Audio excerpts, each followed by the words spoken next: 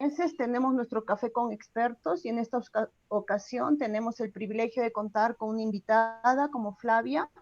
Ella es psicóloga por la Universidad de la República de Uruguay, es docente de grado 2 de la Facultad de Odontología de la Unidad de Prótesis Bucomaxilofacial de la UDELAR de Uruguay, brinda atención a pacientes en servicio de bucomaxilofacial, es en consulta individual con formación en desensibilización y reprocesamiento de los movimientos oculares y ejerce actualmente como psicóloga en la Escuela Militar de Toledo, que nos acompañará con el tema de intervención psicológica en el proceso de rehabilitación protética en pacientes con cáncer de cabeza y cuello.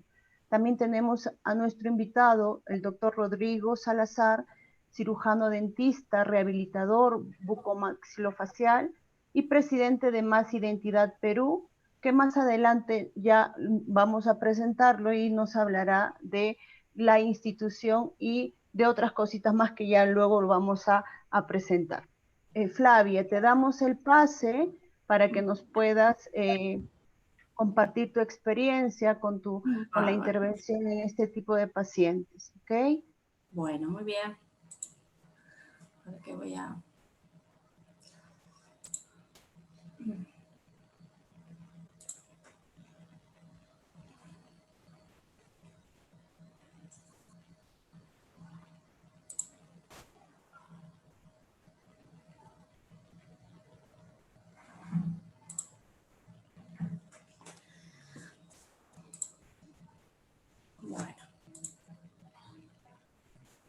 Primero que nada, compartir, bueno, un concepto que es el de rehabilitación que manejamos, que es el que tiene que ver con una rehabilitación integral, una rehabilitación que no es solo psicológica.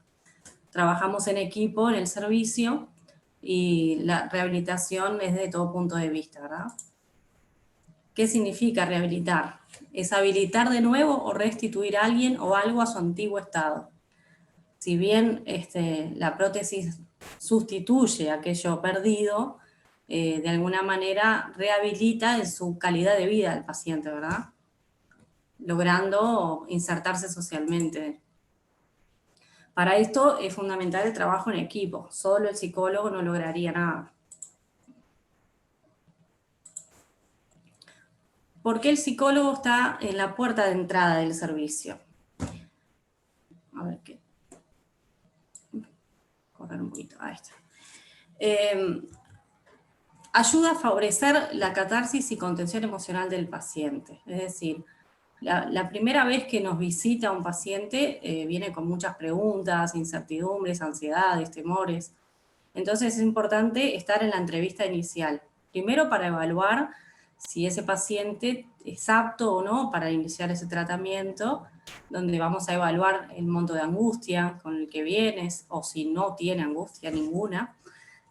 Más que nada, qué mecanismos de defensa se ponen en juego, trabajamos las ansiedades, los temores, qué prejuicios tiene acerca de la prótesis, evaluamos si las expectativas que tiene son realistas, porque muchas veces vienen con un concepto de que la prótesis le va a restituir totalmente, a veces pierden capacidades funcionales como hablan distinto o dificultades para comer, entonces hay que de alguna manera conversar con ese paciente y ver cuáles son sus expectativas y ver cuáles son las que se pueden realmente lograr. Ayudamos en lo que es la elaboración de ese duelo, ¿no? De aquella parte perdida. Vemos otros duelos que el paciente pueda estar transitando, o por edad, o por alguna situación familiar. Vemos cómo encara ese tipo de duelos, a ver si se corresponde a la manera que también está trabajando el duelo acerca de su pérdida.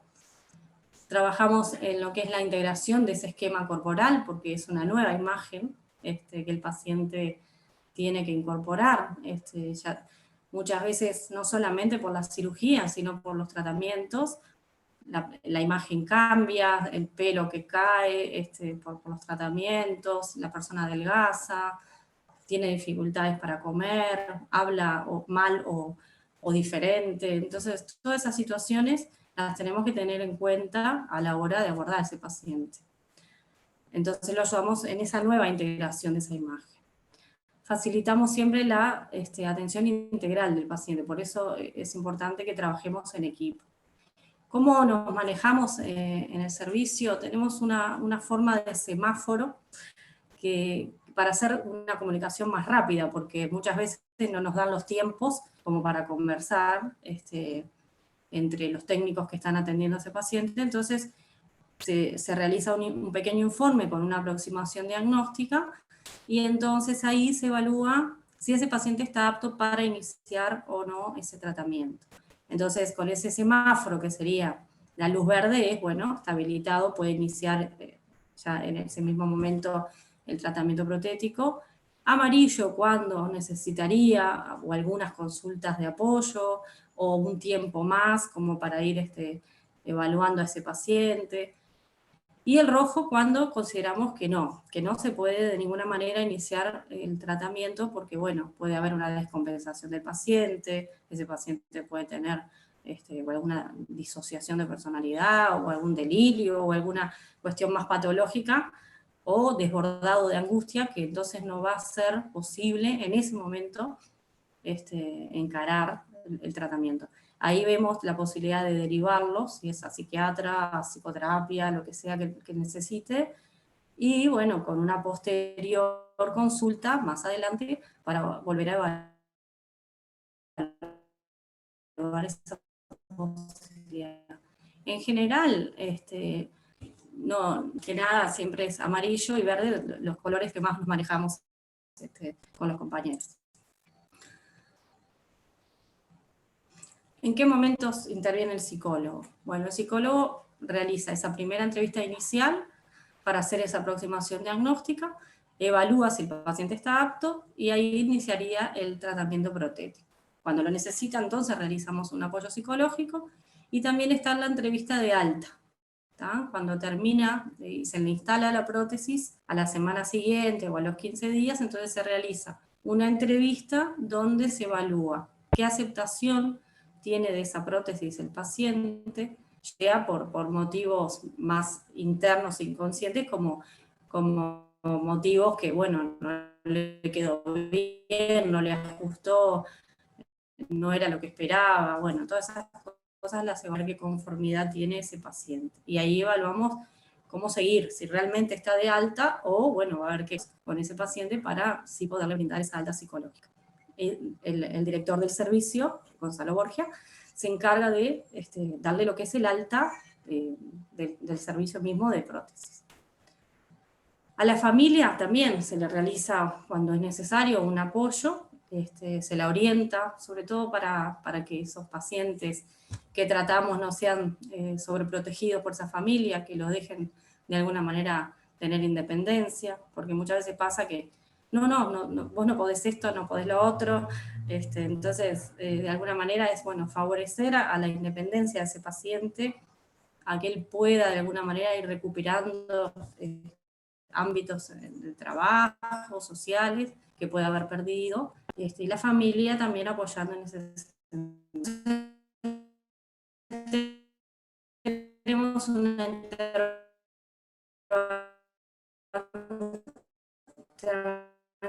que es preprótesis, es decir, antes de que se inicie ese tratamientos, tratamientos anteriores, ver cómo tiene con respecto a la prótesis, si lo vemos motivado, qué expectativas, si son realistas, si tiene ansiedad, si tiene temor, evaluamos en las primeras entrevistas.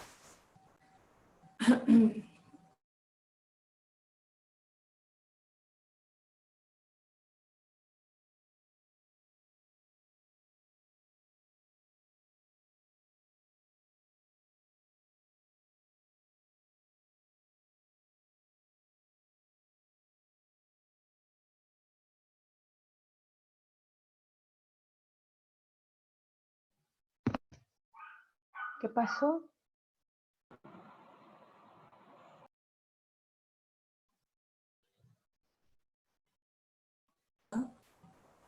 Se detuvo. Sí, se detuvo, nos salimos. No sé qué pasó. A ver. Ahí está bien. ¿Se ve? ¿Se Sí, escucha? ¿Sí?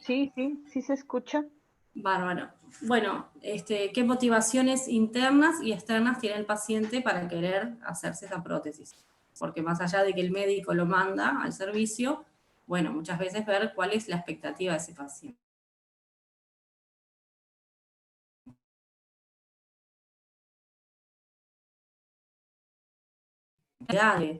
Yo que sé, por ejemplo, no se animan a ir a reuniones sociales porque no se animan a comer frente a las demás personas.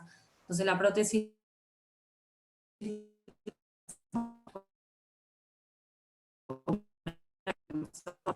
entonces lo va a ayudar en esos sentimientos que pueden haber de vergüenza, de inseguridad, y externas que tiene que ver con lo social. A veces se sienten discriminados, que los miran, que los rechazan. Entonces hay que ayudarlo en ese sentido como para ir recuperando un poco la vida y la calidad de vida del paciente.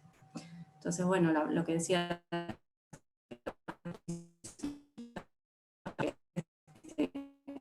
si no le va a Fla- devolver Fla- totalmente aquello perdido, ¿no? Flavia, Flavia, no sé si te puedes conectar un poquito más cerca de tu Wi-Fi o algo porque está muy distorsionado, se te escucha y a veces se te pierde un poco la voz, el Estoy, audio. estoy bien cerquita. No sé si habrá alguna interferencia porque estoy casi al lado del Wi-Fi. Mm, Este, ok. Vamos a Tal vez, intentar. Flavia, Cualquier cosa podrías me... intentar quitar tu webcam, tal vez. Y todos nosotros también quitarla para reducir la Ajá, cantidad de datos. eso sí, puede ser. A ver.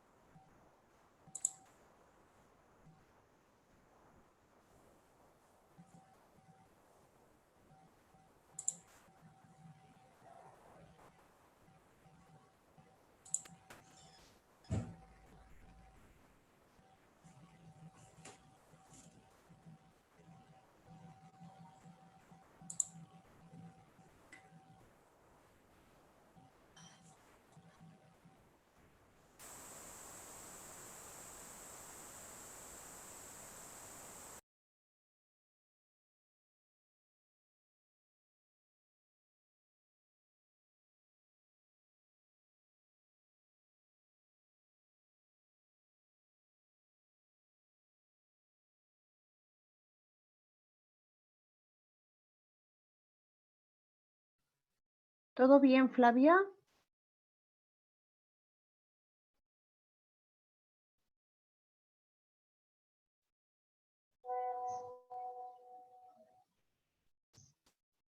Flavia, ¿nos escuchas? Se salió la ponencia, no vemos tu ponencia.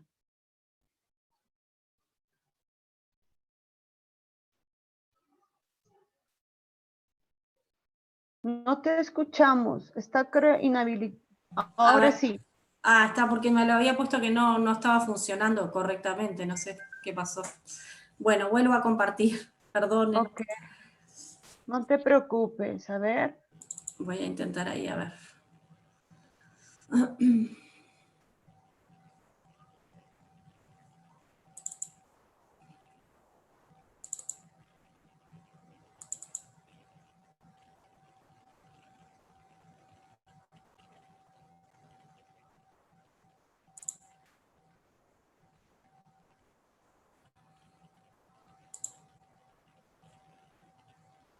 ¿Me escuchan?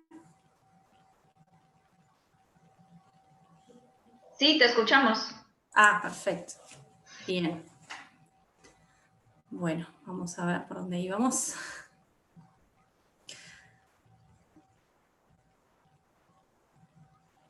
Bueno, estábamos en el tema de las expectativas del paciente.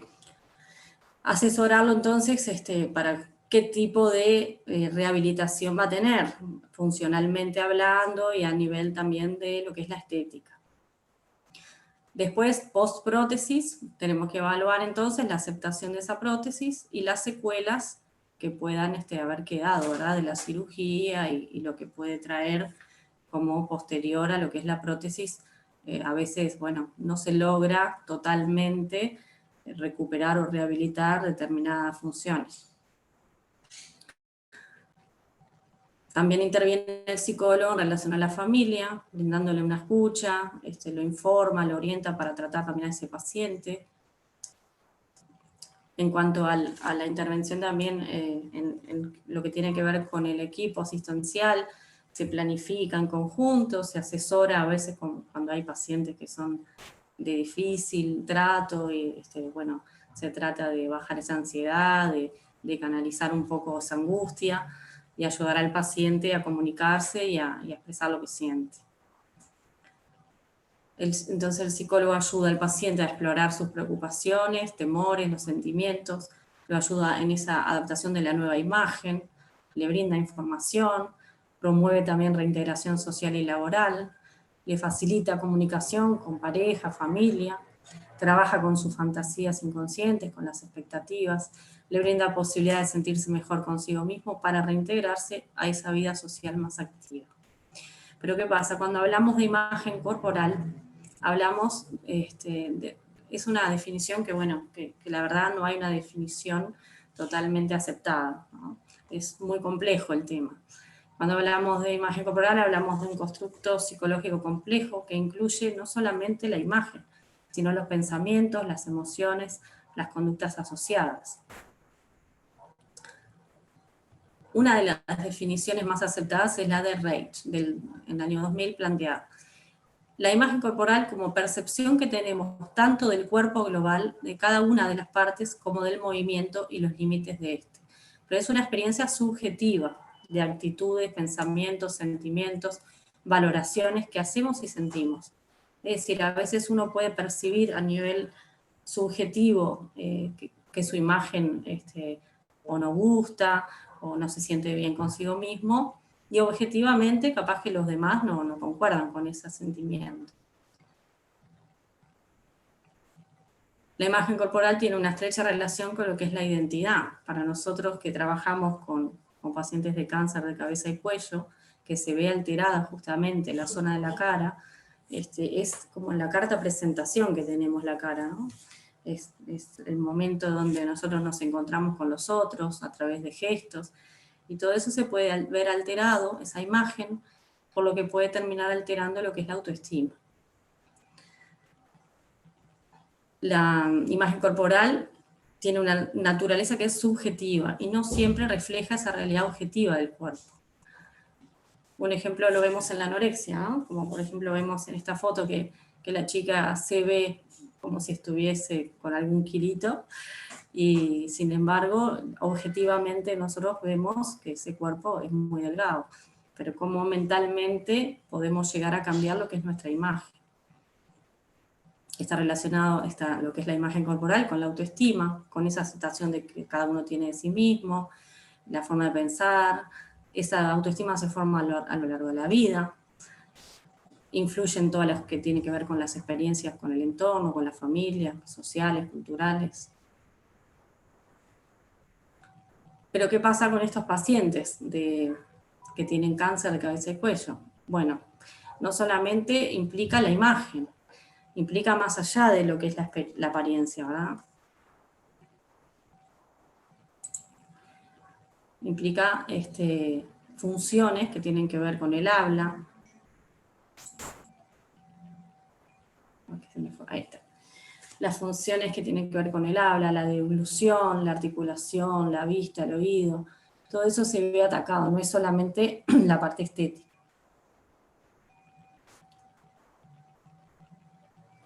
El paciente, cuando tiene una neoplasia en la región de cabeza y cuello, lo vive como una amenaza para su vida. Es una alteración física, pero también es un deterioro de las funciones. También hay cambios que son temporales que tienen que ver con los tratamientos, ¿no? Caída de cabello, cambios en el peso. También hay cambios que son permanentes, que pueden quedar de la cirugía, las cicatrices, la simetría que queda muchas veces después de una cirugía. Todas son cosas a tener en cuenta cuando uno trabaja con estos pacientes. La zona de cabeza y cuello conlleva una carga emocional importante por el valor que la integridad facial tiene en la comunicación con el entorno, la interacción social y la expresión de las emociones. Las alteraciones faciales suponen un ataque directo a la propia identidad. Entonces tenemos que evaluar cómo se siente ese paciente con esa imagen, con esa nueva imagen. Si lo acepta, si no lo acepta. Tenemos que ir ayudando a ese paciente a aceptar su nueva imagen. Para la aceptación de esa nueva imagen es fundamental que tenga apoyo familiar, social. Tenemos que, como psicólogos, también extender redes de apoyo, a veces derivaciones a psicoterapias. Cuando mayor es la afectación funcional, mayor es la dificultad en la adaptación de su apariencia. El impacto, ¿de qué va a depender? Va a depender del grado de cambios que tenga esa persona, los tipos de cambio que experimenta, en dónde está ubicado, ¿sí? Ya sea la mutilación, la cirugía, dónde se ubica, grado de discapacidad, cuánto lo discapacita a esa persona, ¿verdad? Reacción del entorno, cómo procede la familia con respecto a ese paciente, si cuenta con apoyo, si tiene acceso a recursos económicos para poder encarar los tratamientos, las prótesis, las cirugías, si valora o no, qué valor le da a esa alteración física concreta. A veces lo viven como si fuera un castigo, o lo sienten como un anticipo de la muerte misma. Lo importante es ver el cambio objetivo experimentado. Lo importante no es el cambio objetivo, sino lo que le atribuye a esa persona. El paciente va a atravesar reacciones emocionales muy intensas. Ya de por sí la enfermedad, el cáncer, lo enfrenta a una situación de estrés. Se va a ver afectada su autoestima, su autoimagen, se puede sentir poco atractivo. Eso lo puede llevar al aislamiento, a no querer conectarse con las demás personas. Puede sentir culpa, puede sentir una evitación también con respecto a la pareja, ¿verdad? Del contacto sexual, empieza a evitar esas situaciones.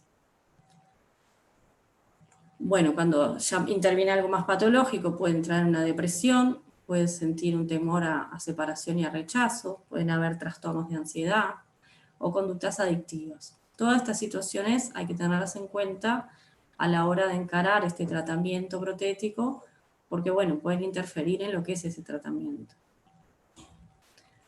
Es fundamental el apoyo que tenga esa persona, cuánto dura el tratamiento, la edad, y el género también es influyente.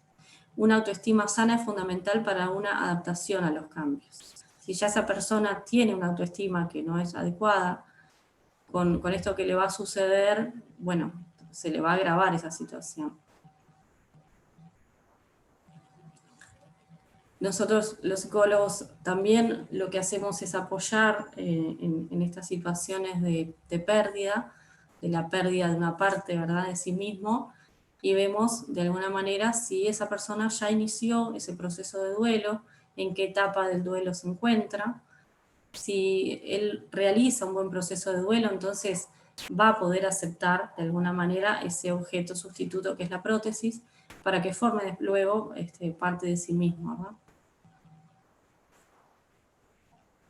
El psicólogo lo acompaña en ese proceso, que es bastante duro, porque lo vive también, esa pérdida de sí mismo, como un anticipo de la muerte, como pérdida de su integridad. La posibilidad de rehabilitar mediante prótesis puede devolver parte de lo que el sujeto ha perdido. Se brinda la posibilidad de reponer una porción anatómica que éste perdió, y esto posibilita que recupere algo de aquella imagen corporal perdida. Bueno, y para terminar, una frase de que uno nunca sabe lo fuerte que es hasta que ser fuerte es la única opción.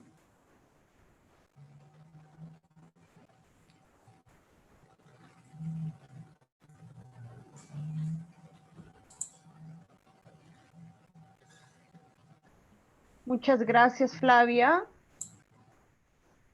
¿Me escuchan? Sí, ahora sí. Muchas gracias, Flavia, por tu exposición. Ha sido muy clara, muy comprometida. Tal vez fue muy rápido. No, ha estado clara. Tenemos, todos los que estamos presentes, tenemos una noción no tan vasta como tú, con tu experiencia, pero somos psicólogos y trabajamos con pacientes oncológicos y trabajamos algunos con pacientes con cáncer de cabeza y cuello, no así como tú que estás hasta el final con toda la intervención de la prótesis, la adaptación de la prótesis, pero sí sabemos cuáles son esos efectos que puede generar el cáncer de cabeza y cuello, ¿no? Entonces, te pedimos que nos sigas acompañando en este Café con Expertos. No sé si hay alguna pregunta en el chat, Judith, de los miembros, si hay alguien del público que quiera preguntar algo a Flavia para poder hacerle la pregunta. Si no, pasamos para que Rodrigo también nos pueda hacer su presentación. ¿Hay alguna pregunta que quieran hacerle a Flavia acerca de la experiencia como psicóloga, de todo esto que ella nos ha expuesto?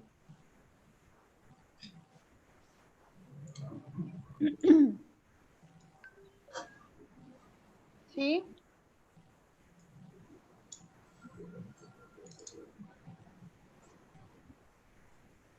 Ok, vamos a pasar entonces con Rodrigo. Lo voy a volver a presentar.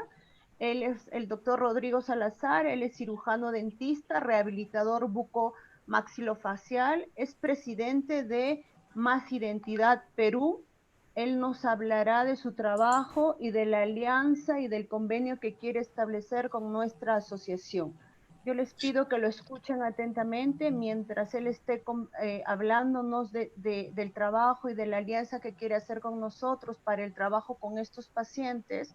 Se va a poner un link en el chat de los miembros titulares y adscritos para ver quién quiere inscribirse para poder participar en este gran proyecto que tenemos con Más Identidad, ¿ok? Te doy el pase a Rodrigo para que nos puedas contar un poquito en qué consiste todo este proyecto. Marianela, muchas gracias. Y Flavia, mil gracias y un abrazo gigante por tu participación el día de hoy. Es una experiencia consolidada la que Flavia nos ha contado hoy día después de un servicio que se dedica a la rehabilitación del paciente con cáncer en el rostro. A esta área se le denomina rehabilitación bucomaxilofacial. Es un área de la odontología que se encuentra subespecializada en ambiente hospitalario y en congregación con los equipos alrededor de estos pacientes que pueden venir de cabeza y cuello, de cirugía plástica, de dermatología, de oftalmología, otorrino, entre otros. Sin embargo, que cuando están integrados en un equipo de rehabilitación bucomaxilofacial, tenemos un norte en común, y que es sacar adelante ese paciente que tuvo ya la desgracia de pasar por una enfermedad compleja, pero que no nos deja aún menos esperanzas, porque cada vez las técnicas de poder salvar a la paciente son más avanzadas y lo que ocurre es una sobrevida aumentada. Entonces, al haber más sobrevida, lamentablemente este problema, este cáncer en región de cabeza y cuello es el que tiene la mayor alta tasa de suicidios entre el resto de cánceres, compartiéndolos con otros más. Pero el asunto está en que si tenemos la oportunidad de trabajar conjuntamente, haríamos algo súper bueno. Sin embargo, cuando en cáncer de cabeza y cuello se trata, no hay otra forma que no sea trabajando en equipo para poder realmente devolver una calidad de vida. Ustedes lo han visto, y Más Identidad es una organización sin fines de lucro que nace en Brasil después de casi 50 años de trayectoria de nuestro equipo en Brasil. De hecho, yo les estoy saludando en este momento en Sao Paulo. Soy peruano, pero radico en Brasil hace 6 años. Trabajo en Lima también, voy cada 2 meses, por lo menos hasta antes de COVID. Y en Perú hemos conseguido extender esta organización sin fines de lucro en pro de poder extender esa filosofía de trabajo conjunto. La experiencia que Flavia nos ha traído es uno de los componentes importantísimos que se requieren para poder permitir que el paciente se encuentre en estabilidad cognitiva para poder afrontar no solamente la recuperación del cáncer, sino poder retomar las riendas de su vida. Y eso es algo que nosotros como organización valorizamos, junto con muchas otras especialidades dentro del ámbito alrededor del paciente, porque trabajamos también con asistentes sociales, trabajamos también con fonoaudiólogos y otro tipo de fisioterapeutas, trabajamos con todas las especialidades necesarias de la odontología y trabajamos con todas las especialidades de la medicina propiamente dicha, no solo la dedicada específicamente a retirar el cáncer. Y a partir de este punto es que quiero compartir cómo en la historia, estamos hablando no hace tantas décadas, igual es una realidad presente, el tratamiento del cáncer se dedicaba a sacar el tumor, bombardearlo con químicos y o radiación según cada tipo de cáncer, y la persona que estaba sometida a esta intervención tenía que simplemente aceptar su nueva condición después de ya no estar con el cáncer propiamente dicho, pero al mismo tiempo con una serie de disfunciones, tanto físicas como en apariencia, como a nivel de salud mental. Y nosotros, desde la perspectiva de la rehabilitación bucomaxilofacial, donde este módulo de trabajo, llamémoslo así, como este segmento de todo el conjunto de espacios, recibe, pero principalmente recibía muchos pacientes que tienen muchas complicaciones que podrían haber sido resueltas si es que había trabajo en equipo desde la perspectiva quirúrgica y protésica. Pero una vez que se resuelve esa fórmula, se encuentra a lo largo de la historia también esa necesidad de que esta persona se encuentre bien consigo misma, por eso en esa estabilidad cognitiva. Y es que se incorpora la necesidad de un flujo, de un abordaje psicológico que para nosotros hoy es clave. Pero imagínense esa época donde no se pensaba en eso. Y al mismo tiempo con las fisioterapias, porque una cosa es que te reconstruyan, otra cosa es que te hagan la prótesis y otra cosa es que te enseñen a hablar nuevamente, a deglutir nuevamente. Imagínense que para poder hablar tienen que aprender a respirar nuevamente, entre otras. En ese sentido, lo que Más Identidad hoy busca es un esquema de comunicación transversal, donde más allá de multidisciplinarios, que la palabra evoca una participación colectiva, pero no es expresa tampoco en la práctica, en que todos estén alineados en criterio y que todos estén alineados en un momento oportuno para abordar al paciente. En ese sentido, la rehabilitación bucomaxilofacial, como Flavia la conoce y como tiene la oportunidad de trabajar desde Uruguay, es la experiencia colectiva de un servicio en Uruguay de casi 40 años de existencia, de pensar en conjunto. Nosotros en Brasil tenemos esta organización que de hecho está aliada a la Universidad Paulista, liderada por el profesor Luciano Dip, y él tuvo esa chance de poder integrar un equipo aquí también. Contamos con un equipo de psicología que es de la Universidad Paulista. Yo formé recientemente maestría y doctorado en esta área, en esta universidad, y nos hemos quedado apoyados por la Universidad Paulista en infraestructura, en investigación científica y formación académica alrededor de toda esta área de conocimiento de trabajo conjunto.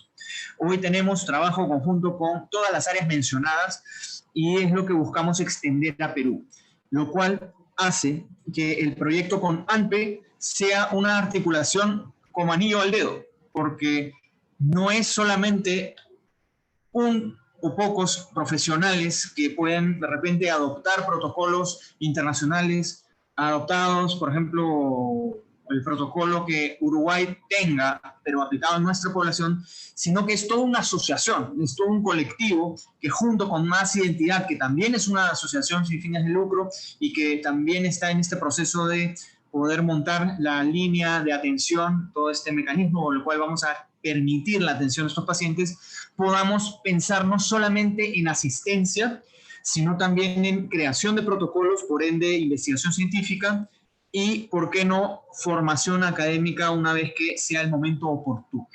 En ese sentido, ANPE, Más Identidad y las alianzas con el extranjero, como por ejemplo en este segmento de psicología con la UDELAR, gracias a la conexión que Flavia nos permitirá, y al servicio de la UDELAR con la Universidad de la República, es lo que el Perú necesitó siempre para esta área de cáncer en cabeza y cuello, que no perdona y que muchos de nosotros estamos en esta área justamente porque nos hemos visto tocados en nuestras vidas por historias de cáncer que no queremos que se repliquen con otros pacientes. Entonces, lo que buscamos desde Más Identidad es articular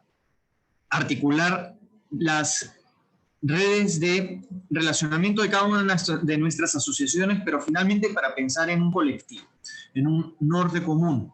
Nosotros en Más Identidad tenemos la oportunidad de poder congregar espacios para recibir retroalimentación de todos los continentes, porque dentro de nuestra asociación tenemos directivos participando en diversas asociaciones internacionales de nuestras áreas, en las áreas de reconstrucción de manera completa.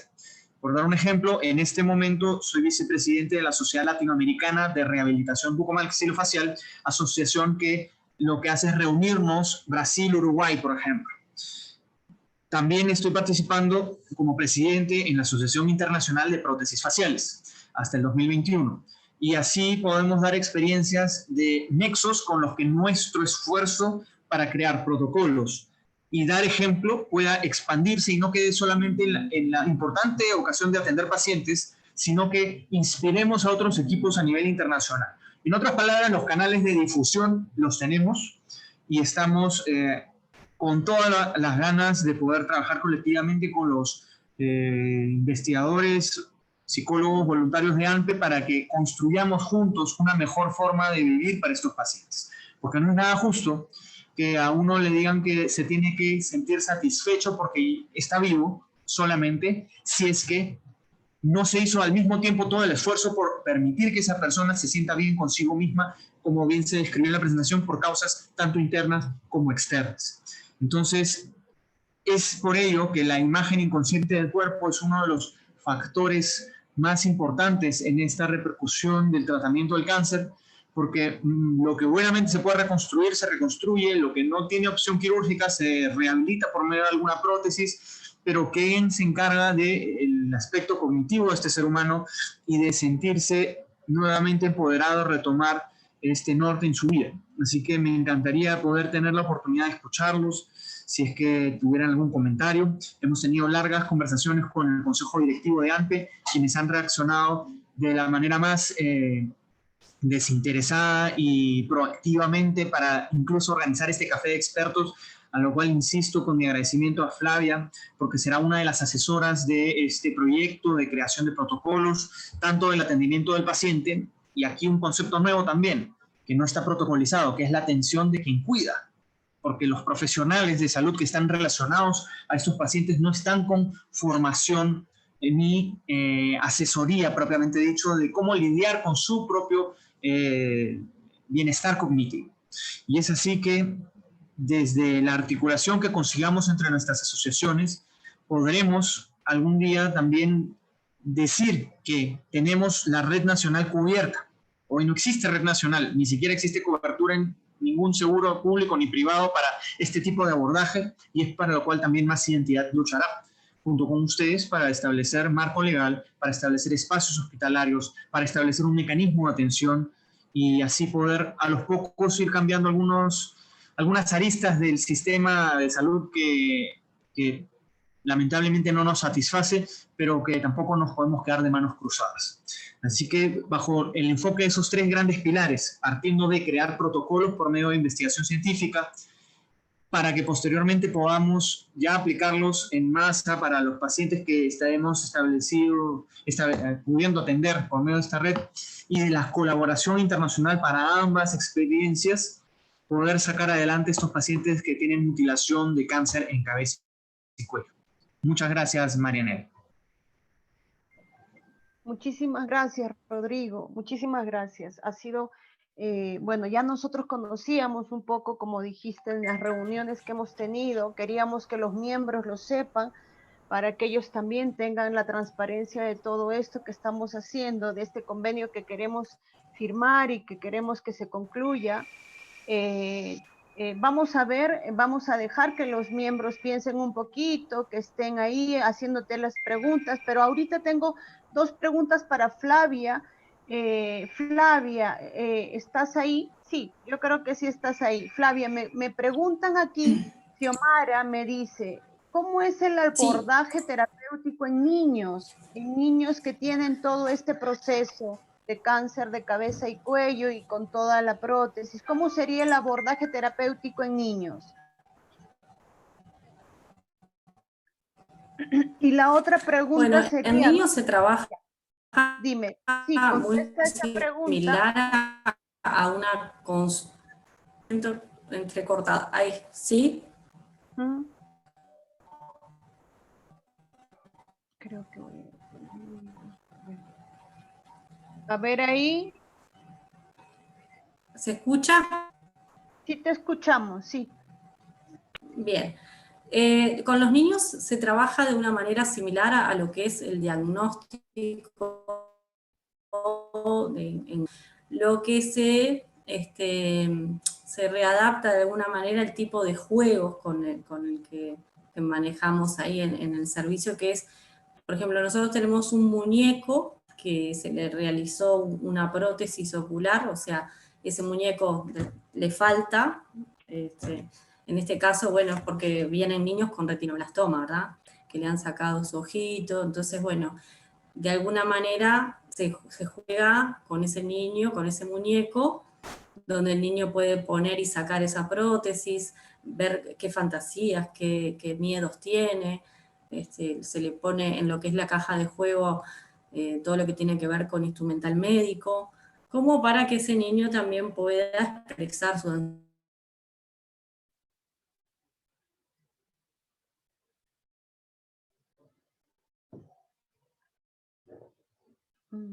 ¿Flavia? ¿Escucha?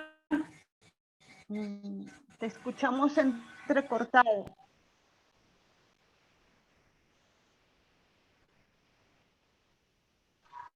¿Se escucha entrecortado? Sí, te escuchamos entrecortado, Flavia.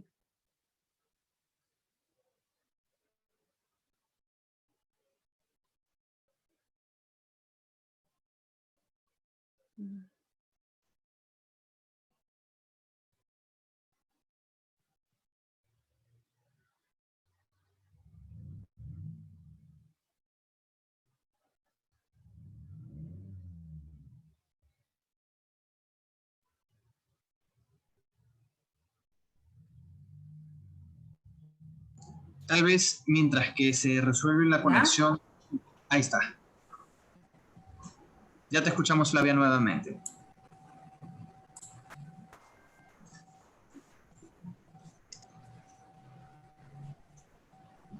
¿Se escucha? ¿Ahora bien? Sí, ahora sí, sí. Bueno, vamos a intentar a ver si lo puedo hacer cortito. Más que nada eso, se realiza una entrevista de juego con el niño. Tenemos adaptado, le decía, un muñeco donde se le realizó un vaciamiento de lo que es el ojito de juguete, vamos a decir, y se hizo en el laboratorio una prótesis como para instalarle a ese muñeco y que sea el propio niño que jugando se pone en una posición más activa, ¿no? Todo aquello que él recibe pasivamente poder ser de alguna manera él el que pasa con un rol más activo, para poder ver, bueno, el grado de angustia o fantasías o agresividad que pueda tener ese niño, y bueno, y evaluar, además de la entrevista que se realiza a padres. ¿Se escuchó? Sí, sí. Ok, ya. Ok. No sé si queda claro. Sí, creo que sí, nos ayudas mucho con esto del juego y del muñeco y poder hacer una prótesis, ¿no? Con un ojito al muñeco y demostrarle un poco así el que pueda ver el niño, ¿no? De esa manera, perdiendo un Claro, poco el claro. miedo, y acercándose un poco a toda esa imagen que va a ver, ¿no? Tengo otra pregunta, Claro, y es Flavia. lo previo. Sí, Sí.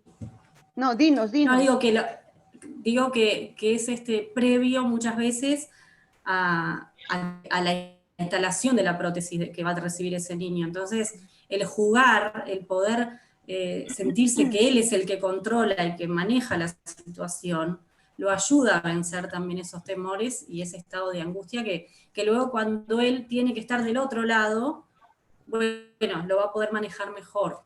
Sobre todo ver cómo se pone la prótesis, jugamos un poco enseñándole también de la manera que se instala, cómo tiene que hacer él para sacarlo, y explicarle la higiene, un poco ya lo informamos acerca de qué va a hacer luego de que él tenga instalada la prótesis.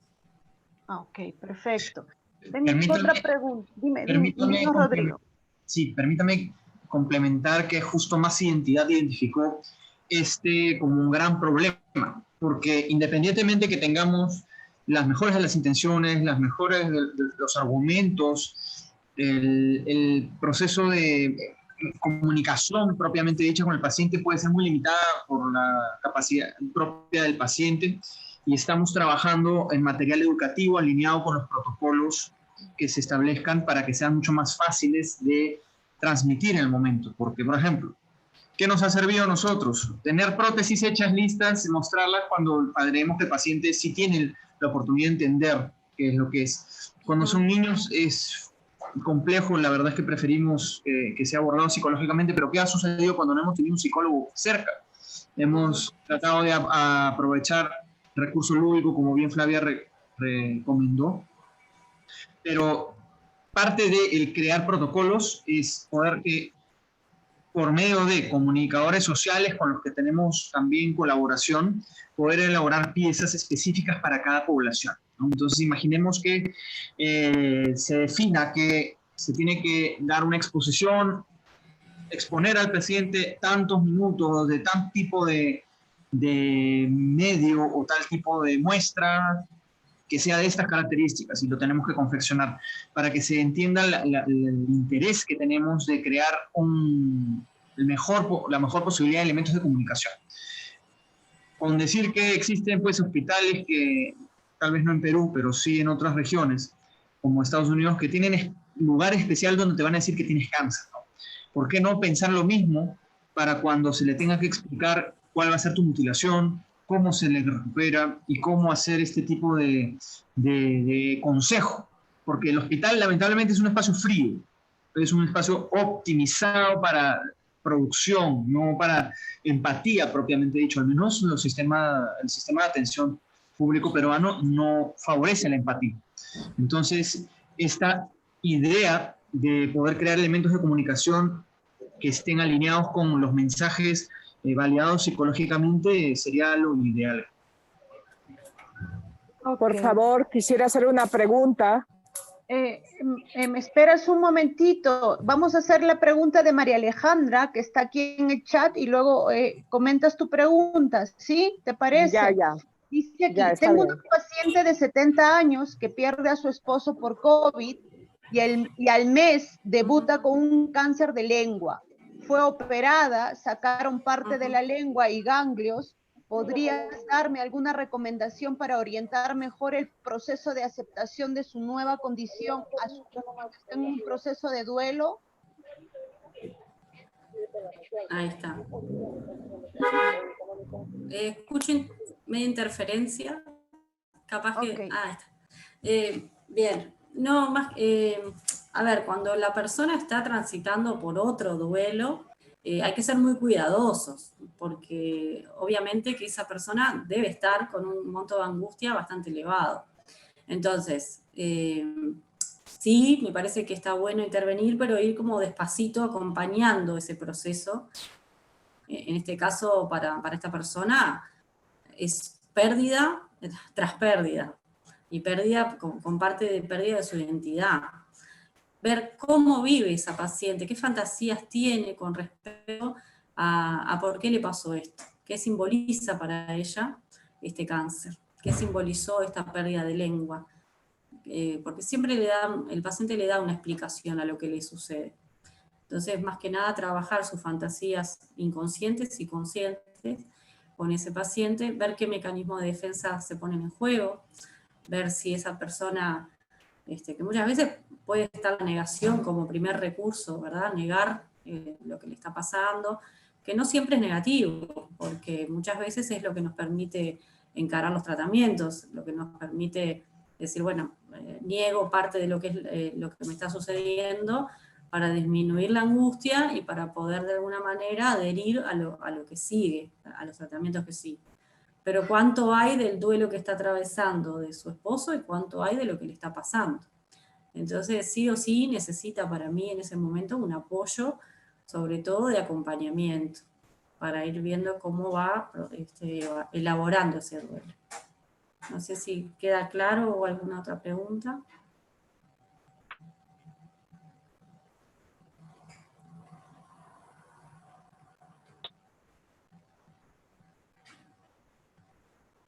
Estaba hablando, Acá gracias respondo. Flavia. Ahí está. Gracias Flavia, estaba ahí yo hablando en silencio. Nos querías hacer una pregunta, ¿sí? Sí, ¿ya puedo hablar? Sí, ya, sí. Ya, para los expositores, muchas gracias por compartir su experiencia con nosotros. Quien habla es la psicóloga Ana Rosario Quiroz Castañeda, trabaja en un hospital que es uno de los más importantes de nuestro país, que es el Hospital Rebagliati. Quería que me dijeran si tal vez tengan una experiencia o cómo ha sido su experiencia, por ejemplo, en Brasil, en Uruguay, con los pacientes, por ejemplo, niños que deberían haber sido operados del ojo. Ahorita no tengo la terminología quirúrgica. En esta pandemia, por ejemplo, yo estoy trabajando desde mi casa, se llama trabajo remoto, teleorientación, y me ha sido muy difícil, por ejemplo, trabajar con los niños. Uno, que no podía estar cerca de ellos. Otro, que tenía que comunicarme con la familia, con la mamá o el papá, porque estaba restringido la forma presencial en mi hospital. Entonces el niño, por ejemplo, tenía afectado el ojo, tenía que ser operado y también estaba afectada la parte emocional de parte de su familia o de los profesionales, en este caso psicólogo, que no podía acercarse al niño. Entonces, esa es la experiencia que hemos tenido acá, no muy buena, pero quería saber cómo se ha manejado en Brasil y en Uruguay. No sé si me han entendido la pregunta. Yo creo que con las mismas dificultades. La pandemia nos complicó a todos, porque no es lo mismo con niños que con adultos. Con adultos trabajar desde el teletrabajo es posible, ya con niños se hace bastante difícil. Yo creo que ahí es apostar a fortalecer a esos padres para que puedan sostener a ese hijo. Porque si el niño es muy chiquito, no se puede, por medio de una pantalla, porque no se genera el mismo vínculo. No podemos generar un vínculo de juego, es decir, se dificulta muchísimo. Yo creo que es apostar a esos padres, que son los que están cerca, sobre todo sostenerlos a ellos, sostener al cuidador para que de alguna manera lo puedan cuidar y lo puedan ayudar. Sé que las ansiedades y los temores de los padres es inevitable que pasen a los hijos, ¿no? Entonces, si el padre está fuerte y la madre está fuerte, creo que el hijo también puede responder mejor. Perdón, colega, y en los adultos, porque también hubo acá restricciones, ¿han podido ustedes trabajar en Brasil, en Uruguay? Ya que el médico habla de de protocolos, de guías de atención, o a lo mejor no hay este tipo de guías o protocolos, por eso es necesario hacer estos documentos tan importantes para poderlos utilizar en momentos de pandemias, ¿no? COVID-19, la otra pandemia que tenemos, ¿cómo se llama la otra pandemia? Acá en el Perú. Bueno, el asunto es de que eso es lo que quería saber, cuáles eran sus experiencias, porque yo he tenido bastante dificultad para poder trabajar no solamente con niños, sino también con adultos, porque como yo estoy trabajando en casa, entonces estoy prohibida por cuestión también de salud, acercarme al hospital, ¿no? Entonces, eso es lo que yo quería saber. Gracias, colega, por tu respuesta. Ana. ¿Sí? Mire, aquí hay una pregunta que podría ser dirigida y te puede ayudar también, que está dirigida a Rodrigo, que es ¿cómo se manejaría el voluntariado con respecto a la atención de estos pacientes en pandemia? ¿Cómo sería esta atención? ¿Cómo sería el convenio de Más Identidad con nosotros? Que va a ser un voluntariado el que se realizaría en esta situación que estamos viviendo en la coyuntura de la pandemia, que todavía no vemos cuándo va a acabar, ni la incertidumbre que se está viviendo con todo esto. Entonces, ¿cómo lo manejaríamos desde Más Identidad, no? Correcto. Es una gran pregunta que desde que se instauró pandemia, incluso desde que antes supiéramos que iba a ser pandemia, nos creó mucha divergencia en los planes para todo aspecto. Entonces, aprovechando en responder también la pregunta que se estableció, COVID sí nos paralizó mucho la prioridad de estar frente a pacientes. Incluso las urgencias fueron segregadas entre lo que es realmente urgencia y lo que podría ser manejado temporalmente y a 15 días luego, ¿no? Pero no nos limitó en estar creando gestión en documentos, vínculos, como estamos haciendo en este momento, y independientemente de la etapa que establezcamos de intervención, porque justo con el Consejo Directivo ANPE y Más Identidad hemos coincidido que tenemos que primero establecer la gestión de los protocolos para poder después saber bajo qué enfoques que vamos para los pacientes. Mientras tanto, claro, iremos derivando algún puntual pero el punto es que tenemos que estar todos hablando el mismo idioma y no experimentando, y por eso los protocolos podrían trabajarse tranquilamente a distancia, donde por medio de conexiones similares a la presente, poder organizar. Tendremos investigadores líderes en función de las áreas del objetivo de la investigación y o del protocolo, porque por ejemplo habrán dos grandes que son para el paciente y para el profesional. Y dentro de estos para el paciente empezaremos a tener disgregaciones en función de qué tipo de mutilación existe, si es intraoral, si es extraoral. Dentro de las extraorales es una nariz, es una oreja, todo partiendo de si es la variable cáncer, ¿no? O si por ahí vamos a incluir alguna otra variable que no sea cáncer, como un accidente, una alteración congénita. Entonces, primera etapa de creación de protocolos va a ser manejable 100% de manera distancia, y cuando ya tengamos la oportunidad de hacer algo dirigido al paciente, sugiero que esa evaluación de si se ve o no presencialmente se defina en función de ustedes como especialistas por cada paciente. Muchos de ellos, o sea, ¿qué ventaja tenemos el hecho de lo digital? De estas plataformas nos permiten mantener a la persona hacerlo salir de su zona de confort, por más que sea dentro de su propia casa, porque tienen que conectarse tal vez por primera vez por medio de una computadora. Los hacen entrar a un software que tal vez no conocían, y eso los puede dejar con más atención y predispuestos a escuchar. Pero eso no significa, y no todo caso será igual, que no se deba tener esta intervención personal. Muy por el contrario, eso yo quisiera dejarlo al criterio, estoy hablando de la atención del paciente propiamente, ¿no? Ya dejarlo al criterio del especialista psico-oncólogo, porque lamentablemente entendemos pues que existen muchas patologías de base muy diferentes a lo que fue el cáncer, y que este cáncer incluso en pandemia exacerban, así que mucho de la intuición y de la experiencia y del tino y de lo que no esté escrito se tenga que tomar en cuenta para decidir o no intervenir con el paciente en persona, ¿no?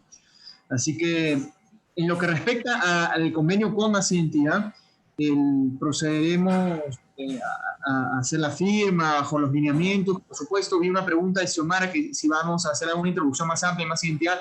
claro que sí, lo vamos a programar, una sesión específicamente, presentarles al equipo, presentarles cuál es la hoja de ruta específica, pero desde ya el interés es poder entender qué son esas etapas, creación de protocolos, contribuir con su fuerza colaborativa como investigadores para poder definir cuál es el mejor camino basado en su experiencia y basado en la evidencia publicada.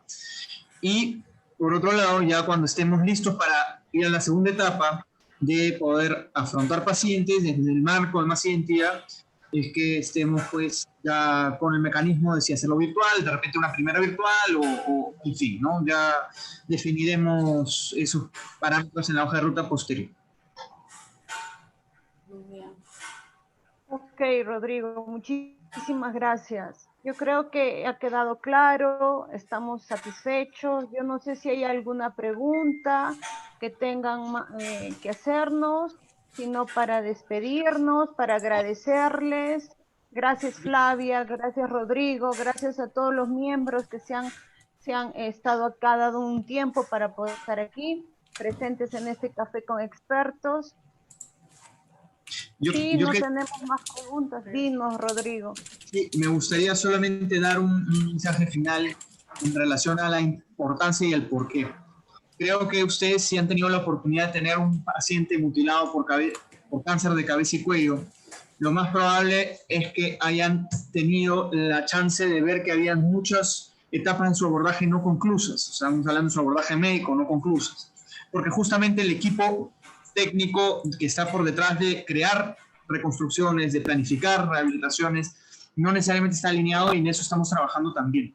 Pero lo que más identidad busca es posicionar al máximo la necesidad transversal desde el punto de inicio hasta el fin de la vida del paciente en la presencia e intervención del psicólogo. Entonces, cuenten en Más Identidad como un aliado para posicionar el trabajo de ANPE, que al fin de cuentas también posiciona el trabajo del profesional final, pero no va a ser del psicólogo puntual que vaya a atender al paciente, sino de la filosofía de trabajo que creemos conjuntamente gracias a la expectativa de implementar estas experiencias internacionales que ya existen. Así que trabajaremos juntos en una familia de términos, de protocolos y poder dejar al Perú algo más instaurado como una escuela. Okay. Bueno, muchas gracias a todos y a las órdenes, sí, por supuesto, para cualquier pregunta, cualquier consulta que tengan, nos mantenemos en contacto por el grupo, supongo. Claro que sí, sí, claro que sí. A todos los que se inscriban también los vamos a incluir en el grupo para que podamos intercambiar contigo las experiencias y a ver si formamos los protocolos cuando ya estemos así en las primeras etapas con Rodrigo. Vamos a formar todo eso para que podamos nutrirnos de tu experiencia y ver un poco más cómo armamos todo esto. Muchas gracias a todos, muchas gracias Rodrigo, muchas gracias Flavia, muchas gracias a los miembros y que tengan una buena mañana, una buena tarde. Gracias a todos, un abrazo virtual. Gracias Marianela, gracias a todos. Chao, chao. Chao.